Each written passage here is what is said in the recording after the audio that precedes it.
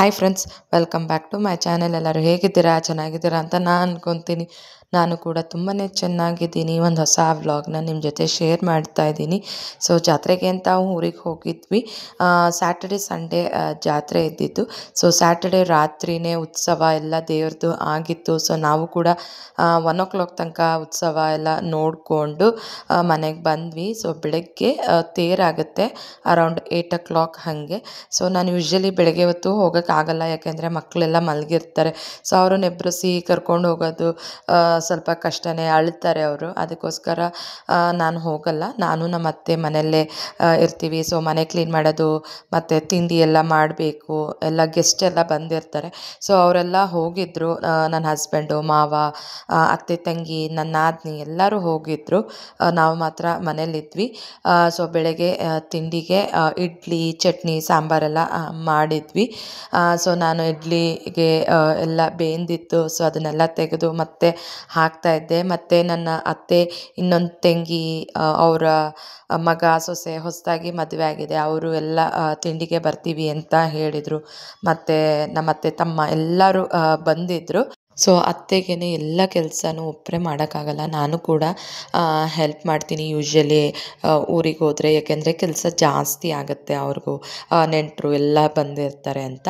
So ಮಕ್ಕಳನ್ನ ready ಮಾಡಿ ನಾನು ಕೂಡ ರೆಡಿಯಾಗಿ ಅರೌಂಡ್ 10 o'clock 10:30 ಹಂಗೆ ದೇವಸ್ಥಾನಕ್ಕೆ ಹೋಗಿದ್ವಿ. ಸೊ ದೇವ್ರನ್ನ ತೇರಿಂದ ಉಯ್ಯಾಲೆಯಲ್ಲಿ ಕೂರಿಸಿದ್ರು. ಸೊ ಅಲ್ಲೇ ನಮಸ್ಕಾರ ಮಾಡಿಕೊಂಡು, ತೇರು ಅಷ್ಟೇ ತುಂಬ ಚೆನ್ನಾಗಿ ಅಲಂಕಾರ ಎಲ್ಲ ಮಾಡಿದರು. ನಾನು ಮದುವೆ ಸ್ಟಾರ್ಟಿಂಗಲ್ಲಿ ತೇರಿಗೆ ಸತ ಹೋಗ್ತಾ ಇದ್ದೆ. ಆವಾಗ ಬಾಳೆನೆಲ್ಲ ಎಸೆಯೋದು ತುಂಬ ಚೆನ್ನಾಗಿತ್ತು. ಬಾಳೆನ ಎಸೆಯೋದು ಎಲ್ಲರೂ ತುಂಬ ಜನ ಎಸೀತಾರೆ. ಸೊ ಈಗ ಮಕ್ಕಳೆಲ್ಲ ಆದಮೇಲೆ ತೇರಿಗೆ ಹೋಗೋಕ್ಕೆ ಆಗಿಲ್ಲ. ಸ್ವಲ್ಪ ದೊಡ್ಡವರಾದಮೇಲೆ ಹೋಗೋಣ ಅಂತ ಅಂದ್ಬಿಟ್ಟು. ಸೊ ಅಷ್ಟು ಬಿಸಿಲಿತ್ತು, ತುಂಬಾ ಬಿಸಿಲು, ಕಾಲಿಡೋಕ್ಕೂ ಆಗ್ತಾಯಿತ್ತಿಲ್ಲ. ಕಾಲಂತೂ ಫುಲ್ ಸುಟ್ಟು ಹೋಗ್ತಾಯಿತ್ತು. ನನ್ನ ಹಸ್ಬೆಂಡ್ ವಿಡಿಯೋ ಮಾಡ್ತಾ ಇದ್ದಾರೆ, ನಾನು ಎಲ್ಲಿದ್ದೀನಿ ಅಂತ ಅವ್ರಿಗೆ ಗೊತ್ತಾಗ್ತಾನೇ ಇಲ್ಲ. ಸೊ ಹೇಳಿದರು ಕೂಡ, ನೀನು ಕಾಣಿಸ್ತಾನೆ ಇಲ್ಲ ಅಂತ ಅಂದ್ಬಿಟ್ಟು. ಸೊ ಅಲ್ಲಿ ಕೆಂಡ ಕೂಡ ತುಂಬ ಜನ ತುಣಿತಾಯಿದ್ರು. ನಮ್ಮ ಮಾವ ಕೂಡ ಹಿಂದಿನ ದಿನ ಉಪವಾಸ ಮಾಡಿ ಬೆಳಗಿನ ಜಾವನೇ ಕೆಂಡ ಆಗುತ್ತೆ. ಸೊ ಅದನ್ನು ತುಣಿದು ಆಮೇಲೆ ಅವರು ಊಟ ಎಲ್ಲ ಮಾಡೋದು. ಸೊ ಕೆಳಗಡೆ ದೇವಸ್ಥಾನಕ್ಕೆ ಹೋಗಿದ್ವಿ. ಗುರು ಜೇನ್ಕಲ್ ಸಿದ್ದೇಶ್ವರ ಸ್ವಾಮಿದು ಬೆಟ್ಟದ ಮೇಲೂ ಕೂಡ ಪಾದದ ಗುರ್ತಿದೆ. ತುಂಬ ಜನ ಬೆಟ್ಟನ ಹತ್ತುತ್ತಾರೆ ಹುಣ್ಣಿಮೆ ದಿನ, ಜಾತ್ರೆ ಟೈಮು ಮತ್ತು ಪ್ರತಿ ಸೋಮವಾರದದ್ದು. ತುಂಬ ಕಡೆಯಿಂದ ಬಂದು ದೇವರಿಗೆ ಪೂಜೆ ಎಲ್ಲ ಮಾಡಿಕೊಂಡು ಬೆಟ್ಟನೆಲ್ಲ ಹತ್ತುತ್ತಾರೆ. ನಾವು ಕೆಳಗಡೆನೆ ದೇವರಿಗೆ ನಮಸ್ಕಾರ ಎಲ್ಲ ಮಾಡಿಕೊಂಡು ಗೋಪುರದ ಹತ್ರ ಕೂಡ ದೇವ್ರದ್ದು ಪಾದ ಇದೆ, ಅಲ್ಲಿಗೆ ಹೋಗ್ತಾ ಇದ್ದೀವಿ. ಸೊ ನನ್ನ ಮಕ್ಕಳು ಸುಮ್ಮನೆ ನಡ್ಕೊಂಡು ಬರ್ತಾ ಇದ್ದಾರೆ, ಬಿಸಿಲು ಅವ್ರಿಗೆ ಗೊತ್ತಾಗ್ತಾನೇ ಇಲ್ಲ. ಸೊ ಇಲ್ಲಿ ವ್ಯವಸ್ಥೆ ಕೂಡ ಇದೆ, ಪ್ರಸಾದದ ವ್ಯವಸ್ಥೆ ಇದೆ, ಮತ್ತು ರೂಮ್ಸ್ ಕೂಡ ಅವೈಲಬಲ್ ಇದೆ, ಚೌಲ್ಟ್ರಿ ಸತ ಇದೆ. ಸೊ ಮದುವೆ ಕೂಡ ಆಗುತ್ತೆ, ಮತ್ತು ಜಾತ್ರೆ ಟೈಮಲ್ಲಿ ರೂಮ್ಸ್ಗಳು ಎಲ್ಲ ಅವೈಲಬಿಲಿಟಿ ಕೂಡ ಇದೆ. ಸೊ ಜಾತ್ರೆ ಅಂದ ತಕ್ಷಣವೇ ಎಲ್ಲರಿಗೂ ಗೊತ್ತಿರುತ್ತೆ, ಫುಲ್ ಆಟ ಸಾಮಾನು ಗಾಡಿಗಳು ಎಲ್ಲ ಇಟ್ಕೊಂಡಿರ್ತಾರೆ, ಬೆಲೂನ್ಗಳು ಅದು ಇದು ಅಂತ. ನನ್ನ ಮಕ್ಳಿಗೆ ಹಿಂದಿನ ದಿನವೇ ಗೊಂಬೆಗಳು ಎಲ್ಲ ಕೊಡಿಸಿದ್ವಿ. ಆದರೂ ಮತ್ತೆ ಬೆಳಗ್ಗೆ ಅದು ಬೇಕು ಇದು ಬೇಕು ಅಂತ ಹಠ ಮಾಡ್ತಾಯಿದ್ರು. ಸೊ ದೇವ್ರ ದರ್ಶನ ಎಲ್ಲ ಮಾಡಿಕೊಂಡು ಆಮೇಲೆ ಕೊಡಿಸ್ತೀವಿ ಅಂತ ನಾನು ನನ್ನ ಹಸ್ಬೆಂಡು ಹೇಳಿದ್ವಿ. ಸೊ ಪಾದದ ಹತ್ರ ಹೋಗಿ ಪೂಜೆ ಎಲ್ಲ ಮಾಡಿಕೊಂಡು ಸ್ವಲ್ಪ ಹೊತ್ತು ಅಲ್ಲೇ ಕೂತ್ಕೊಂಡಿದ್ವಿ. ಆಮೇಲೆ ಅವರಿಗೆ ಬಳೆ ಎಲ್ಲ ಕೊಡಿಸ್ಕೊಂಡು, ಜಾತ್ರೆ ಅಂದಮೇಲೆ ಕಂಪಲ್ಸರಿಯಾಗಿ ಕಡಲೆಪುರಿ, ಖಾರ ಮತ್ತು ಕಲ್ಯಾಣ ಶಾವಿಗೆ ಎಲ್ಲ ತಗೊಂಡು ಅಲ್ಲೇ ಕೆಂಚಮ್ಮ ದೇವರಿದೆ. ಸೊ ಅಲ್ಲಿಗೆ ಹೋಗಿ ನಮಸ್ಕಾರ ಮಾಡಿಕೊಂಡು ಅಲ್ಲಿಗೂ ಸತ ಮಡ್ಲಕ್ಕಿ ಎಲ್ಲ ಕೊಟ್ಟು ಮನೆಗೆ ಹೋದ್ವಿ. ಸೊ ಮನೆಯಲ್ಲಿ ನಮ್ಮ ಅತ್ತೆ ಕಡೆಯವರು ಫುಲ್ ಫ್ಯಾಮಿಲಿ ಎಲ್ಲ ಇತ್ತು. ಸೊ ಎಲ್ಲರೂ ಒಬ್ಬಟ್ಟು ಊಟ ಎಲ್ಲ ಮಾಡಿಕೊಂಡು ಮಾತಾಡಿಕೊಂಡು ಟೈಮ್ ಪಾಸ್ ಮಾಡಿದ್ವಿ. ನಾನು ವಿಡಿಯೋ ಮಾಡೋಕ್ಕೆ ಆಗೇ ಬರ್ತೀನಿ ನಾಳೆ. ಸೊ ಎಲ್ಲರೂ ಊಟ ಎಲ್ಲ ಮಾಡಿಕೊಂಡು ಹೊರಟರು. ಮತ್ತು ನಾನು ವಿಡಿಯೋ ಕಂಟಿನ್ಯೂನೇ ಮಾಡಲಿಲ್ಲ. ಅದ್ರದ್ದು ನೆಕ್ಸ್ಟ್ ಡೇ ಅಂದರೆ ಮಂಡೇ ಮಕ್ಕಳಿಗೆ ತಲೆಗೆಲ್ಲ ಎಣ್ಣೆನ ಹಚ್ತಾಯಿದ್ದೆ. ಏಕೆಂದರೆ 2 ಡೇಸಿಂದ ತಲೆ ಸ್ನಾನ ಮಾಡಿಸಿದ್ದೆ. ಸೊ ಚೆನ್ನಾಗಿ ಎಣ್ಣೆ ಹಚ್ಚೋಣ ಅಂತ ಹಚ್ತಾಯಿದ್ದೆ. ಮಧ್ಯಾಹ್ನಕ್ಕೆ ನಮ್ಮತ್ತೆ ಗಿಣ್ಣುನ ಮಾಡಿದರು. ನನಗಂತೂ ಸಿಕ್ಕಾಪಟ್ಟೆ ಇಷ್ಟ ಗಿಣ್ಣು ಅಂತ ಅಂದರೆ, ಏಕೆಂದರೆ ತುಂಬ ಅಪರೂಪಕ್ಕೆ ಸಿಗುತ್ತೆ. ಸೊ ಫ್ರೆಂಡ್ಸ್, ತಿಂಡಿ ಎಲ್ಲ ಆಯಿತು. ಇವತ್ತು ಚಪಾತಿ ಟೊಮೆಟೊ ಗೊಜ್ಜು ಮಾಡಿದರು ನಮ್ಮತ್ತೆ. ಆ್ಯಂಡ್ ಮೋಸ್ಟ್ ಫೇವ್ರೆಟ್ಟು ನನಗೆ, ನನ್ನ ಹಸ್ಬೆಂಡ್ಗೆ, ಎಲ್ಲರಿಗೂ ಗಿಣ್ಣ. ಸೊ ಅದನ್ನು ಮಾಡಿದರು ನಮ್ಮತ್ತೆ. ನನ್ನ ನಾದಿನಿ ಮನೇಲಿ ಗೀಬ್ ಹಾಲು ಕೊಟ್ಟಿದ್ರಂತೆ. ಸೊ ನಾವು ಊರಿಗೆ ಹೋಗ್ತಾಯಿದ್ದೀವಿ ಇವತ್ತು ಬೆಂಗಳೂರಿಗೆ ಅಂತ ಅಂದ್ಬಿಟ್ಟು ಗಿಣ್ಣ ಮಾಡಿದ್ದಾರೆ. ಇವಾಗ ತಿನ್ನಬೇಕು. ನನಗಂತೂ ಸಖತ್ ಇಷ್ಟ. ಬಟ್ ಗಿಣ್ಣು ಸಿಗೋದು ತುಂಬಾ ಅಪರೂಪ. ಸೊ ನನ್ನ ನಾದಿನಿ ಮನೇಲಿ ಹಸು ಕರು ಹಾಕಿತ್ತಂತೆ. ಸೊ ಗೀಬ್ ಹಾಲು ಕೊಟ್ಟಿದ್ರು. ಸೊ ಅದರಲ್ಲಿ ಮಾಡಿದ್ದಾರೆ ನಮಗೆ ಅಂತ. ಇನ್ನೂ ಇಷ್ಟು ಗೀಬ್ ಹಾಲಿದೆ,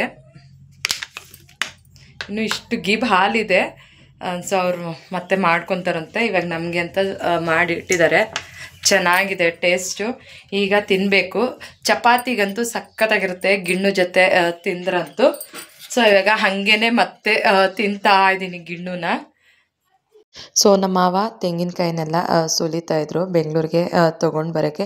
ಯೂಶ್ವಲಿ ನಾವು ಕಾರಲ್ಲೇ ಹೋಯಿತು ಅಂದರೆ ತೆಂಗಿನಕಾಯಿ, ಅಕ್ಕಿ ಎಲ್ಲ ಊರಿಂದನೇ ತೊಗೊಂಡು ಬರ್ತೀವಿ. ಇವಾಗ ತೆಂಗಿನಕಾಯಿ ರೇಟ್ ಕೇಳಿಬಿಟ್ರಂತೂ ಭಯನೇ ಆಗುತ್ತೆ. 60 ರುಪೀಸ್, 70 ರುಪೀಸ್ ಒಂದು ತೆಂಗಿನಕಾಯಿಗೆ ಅಂತ. ಯೂಶ್ವಲಿ ನಾವು ಅಲ್ಲಿಂದನೇ ತೊಗೊಂಡು ಬರೋದು. ಒಂದು ದಿವಸನೂ ಬೆಂಗಳೂರಲ್ಲಿ ತೊಗೊಂಡೇ ಇಲ್ಲ. ಮತ್ತು ಎಳ್ನೀರು ಸತ ತೋಟದಿಂದ ತೊಗೊಂಡು ಬಂದಿದ್ರು. ಮತ್ತು ಹಲಸಿನ ಹಣ್ಣು, ಸೊ ಅದನ್ನೆಲ್ಲ ಕಟ್ ಮಾಡಿ ತೊಳೆನೆಲ್ಲ ಬಿಡಿಸಿ ನಮಗೆ ಕೊಡ್ತಾಯಿದ್ರು ತಿನ್ನೋಕ್ಕೆ ಅಂತ. ಸೊ ಮಾವಿನ ಹಣ್ಣು, ಹಲಸಿನ ಹಣ್ಣು ಸೀಸನ್ ಬಂತು ಅಂದರೆ ಬರೀ ತಿಂದಿದ್ದೇ ಆಗೋಗುತ್ತೆ. ಸೊ ನನ್ನ ಹಸ್ಬೆಂಡ್ ಲಗೇಜ್ ಎಲ್ಲ ಇಡ್ತಾಯಿದ್ರು.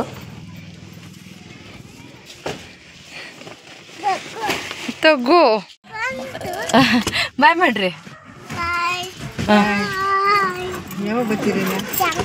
ಸಾಯಂಕಾಲ ಮಾತಾಡಕ್ಕೆ ಮತ್ತೆ ಬಾಯ್ ಮಾಡಿ ಸಿರಿ. ಸರಿ ಬರ್ತೀನಿ, ಬಾಯ್.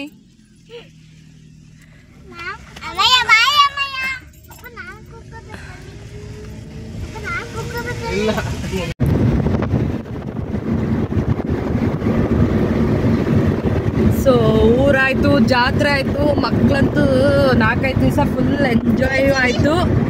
ಈಗ ಬೆಂಗಳೂರಿಗೆ ಹೋಗ್ತಾ ಇದ್ದೀವಿ. ಅದ್ರ ಮಧ್ಯದಲ್ಲಿ ಟಿಪ್ಪು ಸಿಗುತ್ತೆ. ಅಲ್ಲಿ ನನ್ನ ನಾದಿನಿ ಮನೆಗೆ ಹೋಗ್ಬೇಕು. ಸೊ ಅಲ್ಲೊಂದು ವಿಸಿಟ್ ಹಾಕಿ ಬೆಂಗಳೂರಿಗೆ. ಊರಿಗೆ ಬಂದರೆ ಫುಲ್ ಲಗೇಜ್, ಡಿಕ್ಕಿ ಫುಲ್ ಆಗಿಬಿಡುತ್ತೆ. ಇಲ್ಲಿ ಹೋಗ್ಬೋದಾ ನೋಡು ನವೀನ. ಮತ್ತೆ ಸೂಪರ್ ಆಗಿದೆ ಅಲ್ಲ, ಎಷ್ಟು ಚಂದ ಇದೆ. ವಾಟ್ ಬೇಬಿ,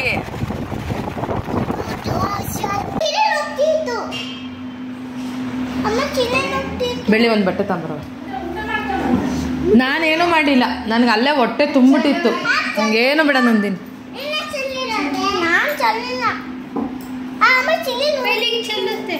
ನೀನು ಸರಿಯಾಗಿ ಕೂತ್ಕೊಳ್ಳಮ್ಮ. ಕೂತ್ಕೊ.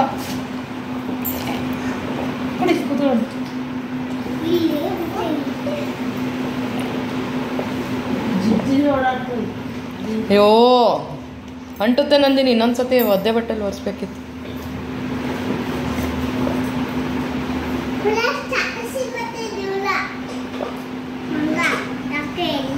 ನೀನೇ ಮಾಡೋದು ಸಿರಿ.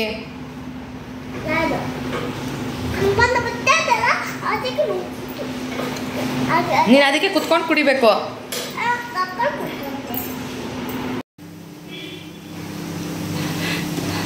ಸೊ ನಾದಿನಿ ಮನೆಗೆ ಬಂದರೆ ಪಕೋಡಾನೆ. ಅಣ್ಣಂಗೆ ಇಷ್ಟ ಅಂತ ಅಲ್ಲ ನಂದಿನಿ.